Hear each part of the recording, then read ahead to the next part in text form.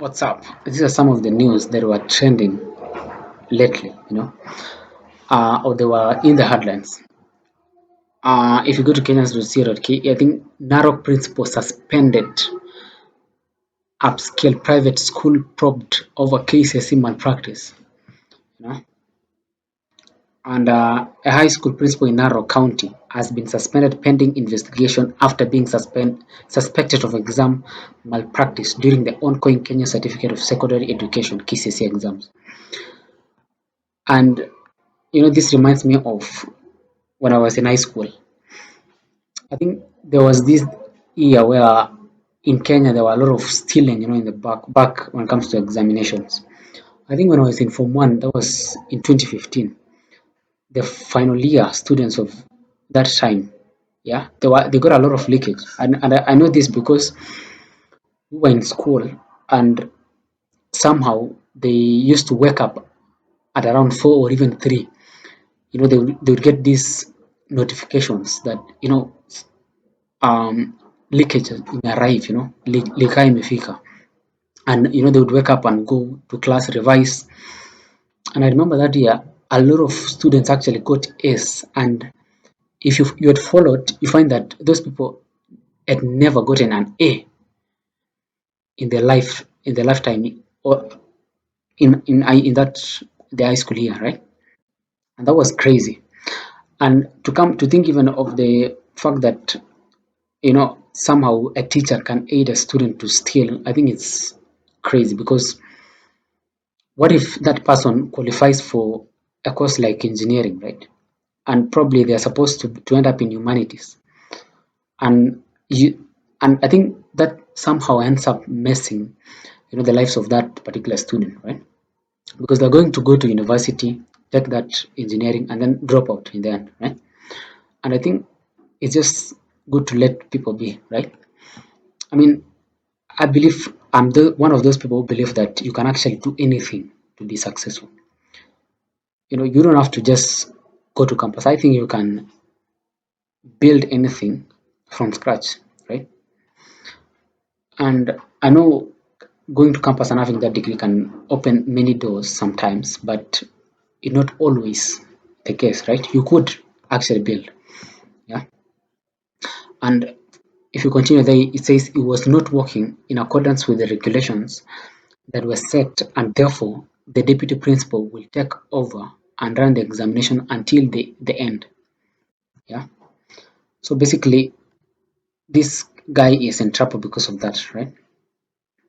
And then another news, you find that it says the government has announced a standard annual fee of 53,000 for all boarding senior secondary schools in the country, which is a shift away from previous school to school model, right? This according to guidelines issued by the Ministry of Education on Tuesday, November 4, with the new regulations expected to take shape from January 2026. And for me, I think this is bullshit, I mean, for me, I find it hard to believe that Kenyan high schools are actually going to adhere to this. You find that the principals, this is just formality. You go to schools and you find that parents are overcharged when it comes to school fees, right? Right now it's specified 53,000, but you go to school, you find that there is this general meeting of parents, and then now those rich parents, you find that somehow they pass laws without understanding that not every parent is as rich as them, right? And now that's when they end up now approving, additional fees and additional, payments in the name of, I don't know, tuition, in the name of remedials, in the name of food, Sometimes you find that the voices of those parents who can't afford are not really heard, right? And probably that poor parent did not even attend that meeting because they don't have transport to travel to the school, right? Assuming they live far, right? And now they end up struggling, and you find that the student is the one that is more disadvantaged, right? But I guess we are going to wait and see what's going to happen, right? And then there is this other one.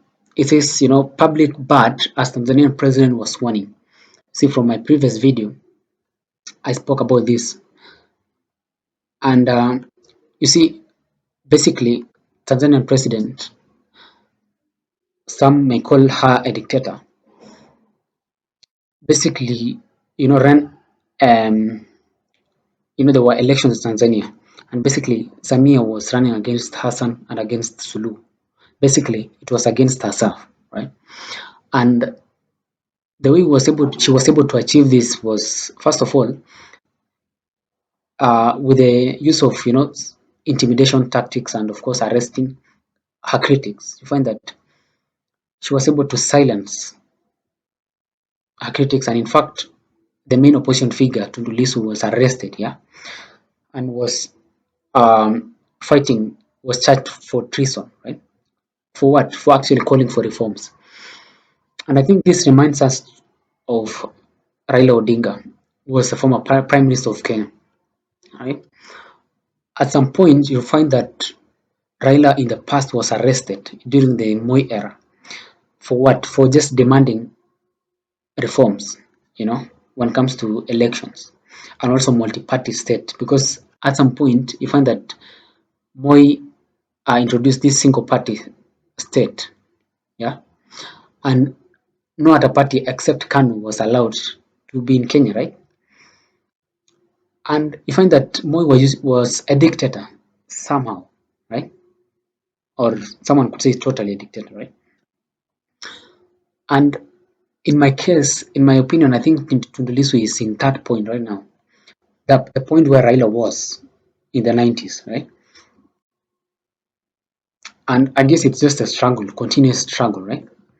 And what is even crazy is that, you know, according to Tanzanian constitution, nobody is allowed to, complain in court as long as that candidate has been announced. For this case, Samia's Hassan Suluhu has been announced by the Electoral Commission of Tanzania, and nobody is allowed to go and challenge her win, right? So it is crazy, right? I mean, let's just read this. Tanzanian President Samia Suluhu Hassan has been sworn in for a second term amid tight security following an election marred by violent protests and rejected by the opposition as a sham. The inauguration ceremony was held at a military parade, military parade in the capital, Dodoma, instead of a stadium as in the previous years. Of course, if you know that you're loved and in fact you won with 97%, like for this case, Samia Hassan won with 97% of the votes, it's very logical that you know that citizens love me, and of course you are going to do it at a stadium, right? But it was not the case of Samia Hassan because she did it in a military parade ground, right, in the capital, where there was tight security and very minimal people invited. And that tells you what? That somehow the government was scared of the, this insecurity incident. Probably they were scared that people could go there and riot at that particular time, and it could pose some security threat or challenge. But let's continue. International observers have raised concerns about the transparency of the election and its violent aftermath, with hundreds of people reportedly killed. Monday, election observers from South Africa regional body SADC, of which Tanzania is a member, issued a strong statement saying that in most areas voters could not express their democratic will, and observers highlighted restrictions on the opposition and suspected ballot stuffing, right? So basically, they were suspecting that, Samia Suluhu was somehow marking. I mean, Samia Suluhu's people were marking the papers for Samia Suluhu, right? That actually Tanzanians did not vote for her. That somehow this election was rigged, right? Okay, let's continue. The authorities have sought to downplay the scale of violence. It has been difficult to obtain information from the country or verify the death toll, as a nationwide internet shutdown was in place from election day last Wednesday until Monday afternoon. Access remains severely restricted, especially to social media sites and messages platforms, reports Internet Monitor net blogs. So basically, the internet was shut down, right? And after being sworn in, President Samia thanked the Electoral Commission for running an election with unquestionable efficiency. Okay? Unquestionable efficiency. So Samia Suluhu and the government is the one that's saying that election was fair, but the observers said different, right? She expressed sadness over the violence that had resulted in loss of lives and destruction of public property, describing it as a blot on Tanzania's image. Some Tanzanians have told BBC News they have not seen their relatives since polling day. A woman who asked to only be identified as Mama Kasim told the BBC that she has not seen her two sons since last Wednesday and was unable to reach one of them. I don't know where he is. I don't know whether he has been arrested. I don't know if he is injured. I don't know if he is hospitalized. I don't know if he is dead. Oh God, protect my son. He's only 21 years old, she said. Now you see, those are the cries of some of the citizens. For example, in this case, this woman is complaining that she's not seen her son, right? And I think these are challenges that come with demonstrations and police using a lot of force, right? And I think this happened in Kenya some in 2024 when there were Gen Z protests. There were extremely a lot of demonstration, huge demonstration. In fact, at some section of the parliament was burnt by protesters, right? And you find that in that period, you find that there were a lot of abductions and a lot of people had abducted, right? There were some rogue police, right? Which is something very unfortunate, in my opinion, right? Because now you find that people's sons, people's daughters, you find that are intimidated, they are abducted, sometimes even killed, right? And I think that brings us to now censorship. And this is what a lot of Africans do. They switch off the internet if they see that citizens are trying to group or organize through the internet, right? And I think in 2024, at some point, the government, ordered shutdown of, um, I think, was it NTV or something that the mainstream media, in short, right? But the court overruled that immediately, at some point. And I think at some point the internet was shut down, right? So this is a trend. It's not something that's just happening in Tanzania. It's a trend in many African countries. And I think it's a challenge, right? I think we still have a long way to go. You see, in Western countries, you find that there is that, um, in my opinion, I think harmonious correlation between the police and the demonstrators or those who are demonstrating. As long as the protesters are protesting peacefully, then you find that the police are somehow required to protect them, or to guard them while demonstrating. But it's not the case in Africa, right? Let's continue. And now there's this attorney general, former attorney general. Well, court has dismissed petition challenging Muturi's removal, right? Upholds Dorcas Odwori's appointment as attorney general.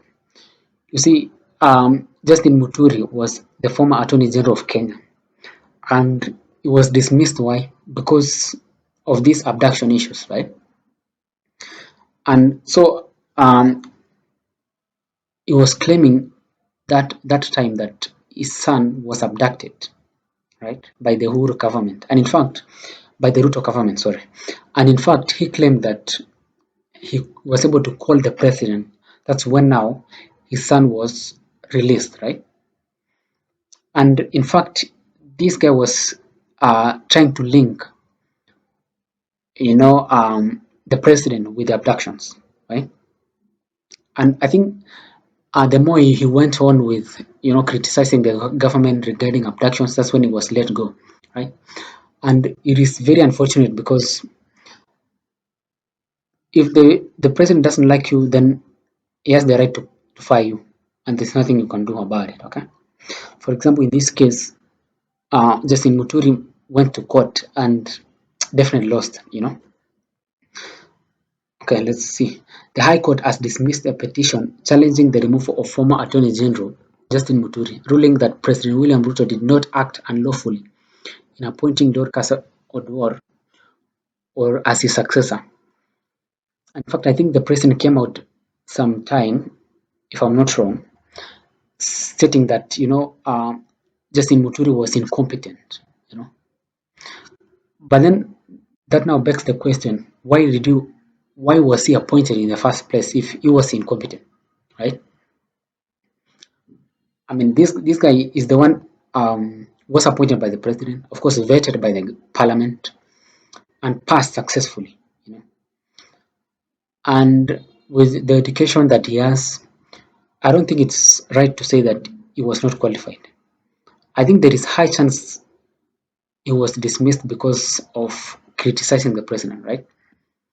And I mean, if you think about it, someone like the former president, the Kenyan former president Rigathi Gachagua, who was impeached, after, in my opinion, I think he was trying to outsmart the president. Yeah, and somehow we are in a country where if you try to be different and try to criticize or become part of the opposition while you're in government, you get let go, especially if you don't have the majority, support in parliament, like the way Rigathi Gachagua was at that particular time, right?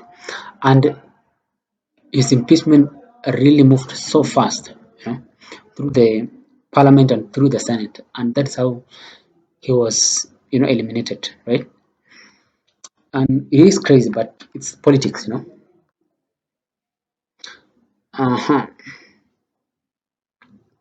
And now I think there is some breakthrough with the lecturer strike. Here it says that UASU to convene, which I think that's the body relating to lecturers, to convene members meeting after government proposes 50-50 payment plan to end ongoing lecturer strike. Now, a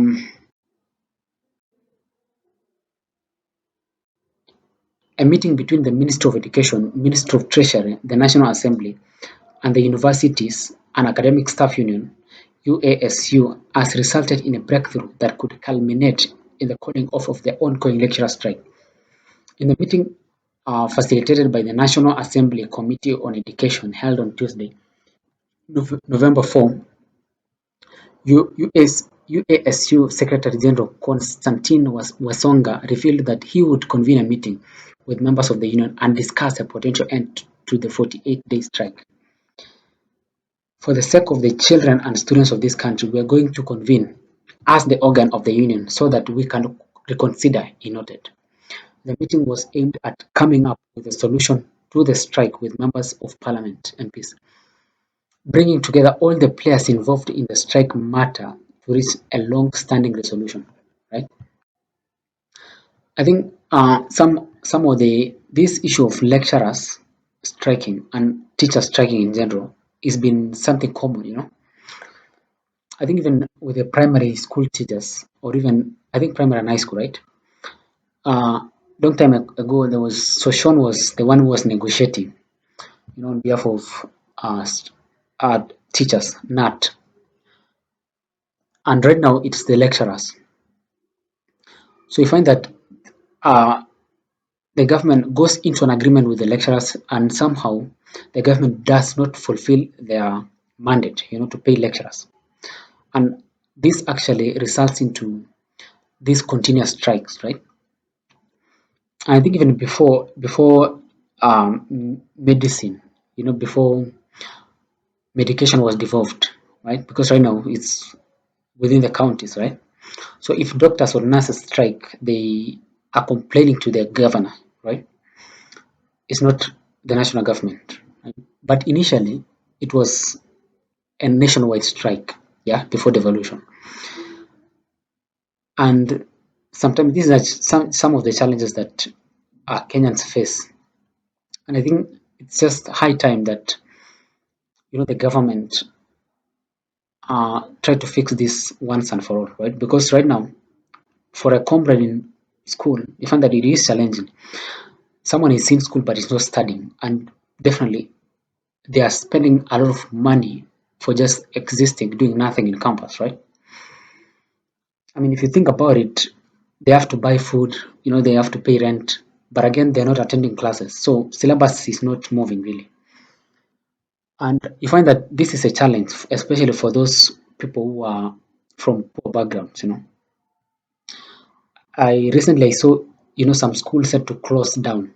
I think Karatina, they had to close down to go home because now there was continuous strike, right?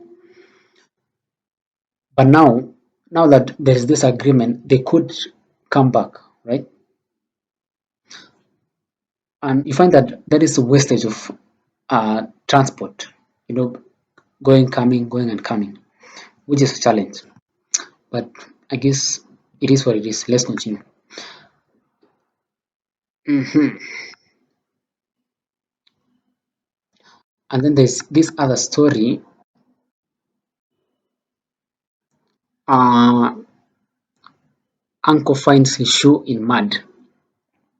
Elgeyo Marakwet, a woman reaching for her ankle after a huge mudslide hit the village in a sudden after finding his shoe. You know, Recently there's been, landslides in Elgeyo Marakwet County, and I can speak to this because I am from that county. Yeah, it's one of the counties in Kenya, and it is something unfortunate because now this is a disaster and it's something that was not predicted, right? In fact, the CS Interior was there and was helping rescue, and a lot of well wishers were contributing money so that they can help, in rescuing those people. So essentially, there was a lot of rains, and you know, a lot of houses were carried. Some people died. I think around 30, and around 30 others were injured as well, which is very unfortunate. And I guess we just have to wish them quick recovery, right? And because this is something that is not foreseen at all, right? And I guess that is it for me for this video. And if you like the video, leave a like, leave your thoughts in the comment section, and see you in the next one. If you have not subscribed, of course, please subscribe to my channel. I would like to hit 1,000 subscribers, and of course, with your support, I'm going to achieve that. Thank you, and see you in the next one.